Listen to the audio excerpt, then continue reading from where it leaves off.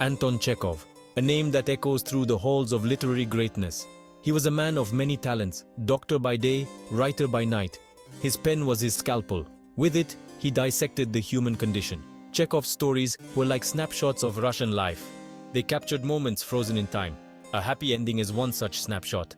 It's a story that seems simple at first glance, but look closer, you'll see layers of meaning. Chekhov was a master of subtlety. He could say so much with so little. This story is no exception. It's a testament to his skill as a writer. Chekhov lived from 1860 to 1904. It was a time of great change in Russia. The old ways were dying. New ideas were taking root. Chekhov captured this tension in his works. A Happy Ending is no different. It's a story that reflects its time, but it also speaks to universal truths.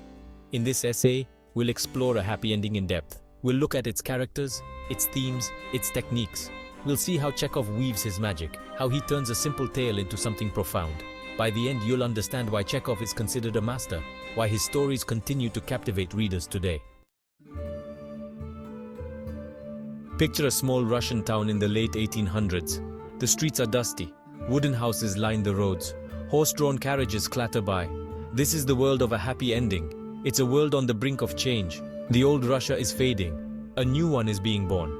In this setting, social classes are still rigid. The nobility clings to power. The middle class is rising. The poor struggle to survive. Chekhov knew this world intimately.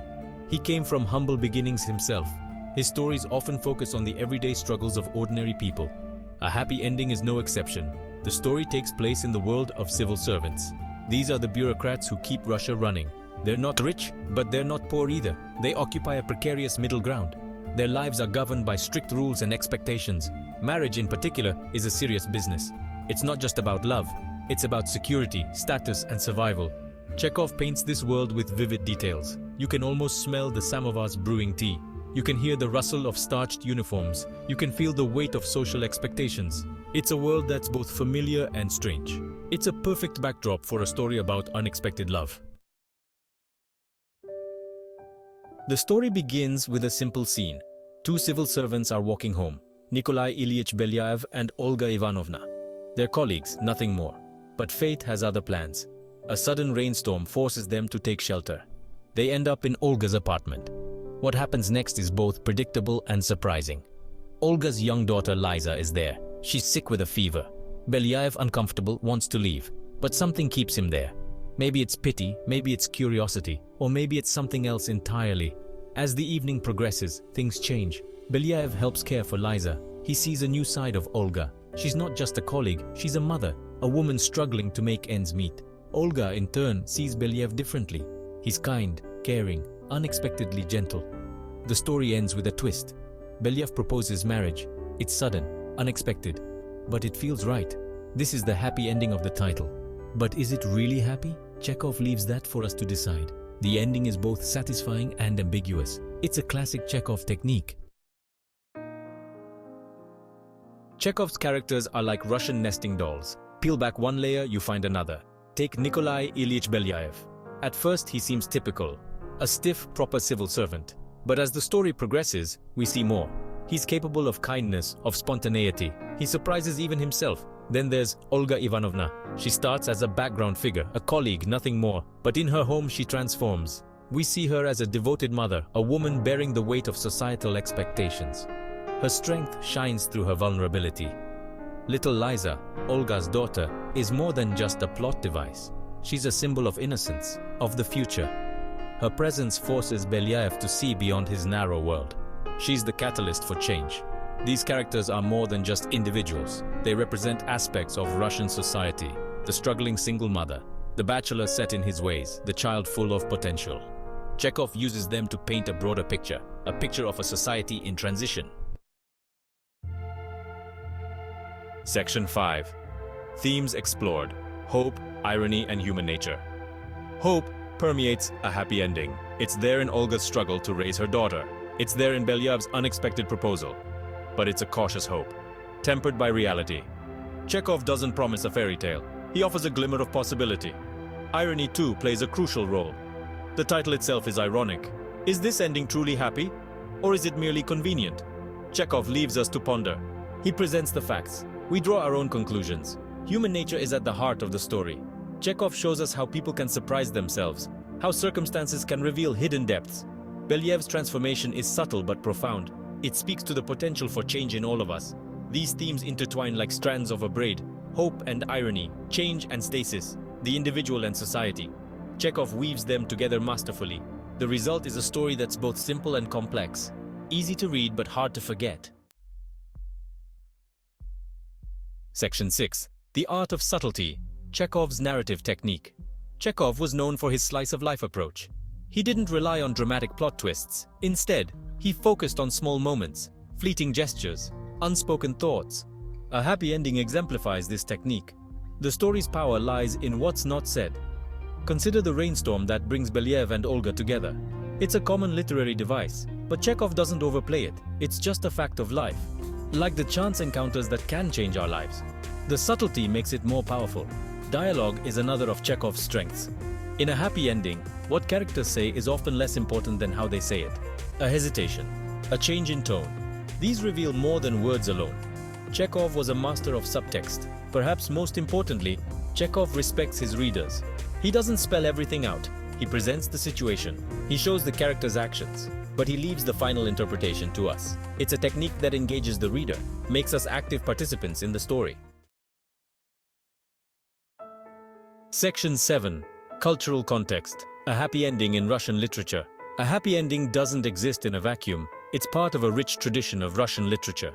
Chekhov was writing in the shadow of giants, Tolstoy, Dostoevsky, Turgenev, but he carved out his own niche.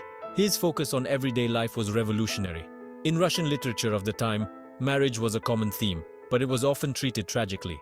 Think of Anna Karenina, or the loveless marriages in Tolstoy's stories. Chekhov takes a different approach. He shows marriage as a practical solution, not romantic perhaps, but not necessarily unhappy. The story also reflects the changing social dynamics of the time. The rise of the civil servant class, the struggles of single mothers, these were new themes in Russian literature. Chekhov was at the forefront of exploring them. A happy ending is also notable for what it doesn't include. There's no grand philosophy, no political message, just a simple human story. This too was Chekhov's innovation. He showed that everyday life could be as profound as any epic. Section 8. Visual imagery, painting, pictures with words. Chekhov's writing is highly visual. He doesn't just tell a story, he paints a picture. In a happy ending, every scene is vivid. We can see the rain-slicked streets, the cramped apartment, the feverish child in her bed. Color plays a subtle but important role. The grayness of the civil servant's world, the warm glow of Olga's apartment. These visual cues help set the mood. They reflect the character's emotional states. Chekhov also uses contrast effectively. The bustling street versus the quiet apartment. The stiff formality of the office versus the intimate domesticity of home. These contrasts highlight the story's themes. They show the different worlds the characters inhabit. Even the characters themselves are described in visual terms. Belyev's neat mustache and starched collar, Olga's tired eyes and gentle hands, Liza's flushed cheeks.